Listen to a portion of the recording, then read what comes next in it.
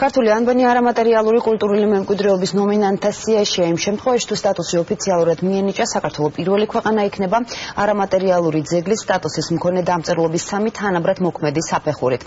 საბოლოო გადაწყვეტილება სავარაუდოდ მომავალ წელს უნდა გახდეს ცნობილი. ეს გახლავთ 926 წელს გადაწერილი სახარება და მე-10 საუკუნის ხელნაწერისთვის დამახასიათებელია ის, რომ ის მკლოვანით იწერებოდა ასომთავრულით და ეს სახარებაც ასომთავრულით არის შესრულებული. მე-10 საუკუნეში ასომთავრულით შესრულებულ სახარებასთან ერთად ხელნაწერთა ეროვნული ცენტრის საცავებში ქართული დამწერლობის განვითარების თითქმის ყველა ეტაპი უცვლელად არის შემონახული. არქივი სულ 3 ტიპის ანბანით ასომთავრულით ნუსხურით და მხედრულით შექმნილ 1000-ზე მეტ წიგნსა და 10-ზე მეტ საუკუნეს ინახავს. მე-11 საუკუნის ხელნაწერებში გვაქვს მრგლოვანიც და ნუსხურით. ერთად არის ერთი ხელნაწერის ფარგლებში შეიძლება ნახოთ ორივე დამწერლობა, ორივე სახის. დამწერლობის 3-ვე ვარიანტის თანაარსებობის უწყვეტი ტრადიცია და ქართული ანბანის 3 სახეობის ცოცხალი კულტურა კულტურული მემკვიდრეობის დაცვის სააგენტოს ინიციატივით დღეიდან ძეგლის სტატუსის მატარებელია. თუმცა ეროვნული სტატუსი მხოლოდ პირველი ნაბიჯია, რომელიც საბოლოოდ იუნესკომდე მიდის. ქართულ ანბანს და მის 3-ვე ტიპს სააგენტო იუნესკოს არამატერიალური კულტურული მემკვიდრეობის ნომინაციაზე წარადგენს. ჩვენ დავიწყეთ აი ესეთი მთავარი მიმართულება წელს ვემზადებით უკვე ამ ნომინაციისთვის.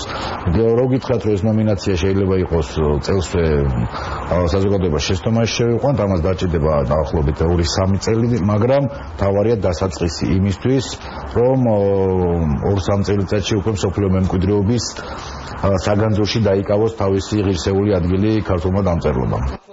ქართული ანბანის 3 სახეობის ცოცხალი კულტურის მიერ იუნესკოს ნომინაციის მოსაპოვებლად სამზადისი უკვე დაწყებულია.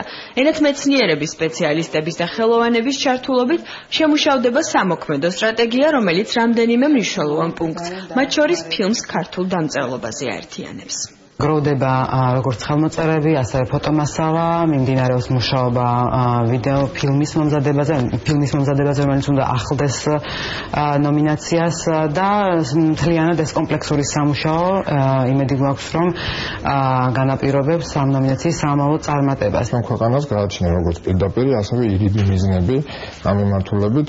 ეს არის როგორც საკუთარი იდენტობის, კულტურული მრავალფეროვნების წარმოჩენა საერთაშორისო საზოგადოებაში, ასევე თავისი იმიჯის ფორმირება, როგორც კულტურული ნაციის, რომელიც ფლობს ანბანს და მის 3 სახეობას, რომელიც დღემდე პრაქტიკაშია. სააგენტო მსოფლიო საზოგადოებას ქართული დამწერლობის 3 ტიპს, როგორც უნიკალური თვისებების მატარებელ 3 ცოცხალ კულტურას წარუდგენს. იუნესკოს მიერ ნომინაციის მინიჭების შემთხვევაში საქართველო იქნება პირველი ქვეყანა არამატერიალური ძეგლის სტატუსის მქონე 3 თანაბრად მოქმედი ანბანით. გავაცნობიერეთ ის თუ რამხელა სიმდიდრე არის, როდესაც ჩვენ გვაქვს 3 დამწერლობა, ასომთავრული, ნუსხური და მხედრული. შეიძლება ითქვას, რომ იგი არის მსოფლიოს ერთ-ერთი ულამაზესი დამწერლობა და ამიტომ მე ვფიქრობ, რომ უცხოელებისთვისაც საინტერესო იქნება ქართული ანბანის თუ პოპულარიზაცია მოხდება და მათაც მეტი ინფორმაცია მიეწოდება. არამატერიალურ კულტურულ ძეგლთა ნუსხაში ქართული ანბანის შეტანით მოხდება მეტი პოპულარიზება ამ კულტურისა და ზოგადად ჩვენი ქვეყნისთვის ძალიან მნიშვნელოვანია. წინამოსამზადებელი პერიოდი უკვე დაწყებულია. ქართული ანბანისთვის ნომინაციის მინიჭების საკითხი კი სავარაუდოდ 2016 წელს გადაწყდება.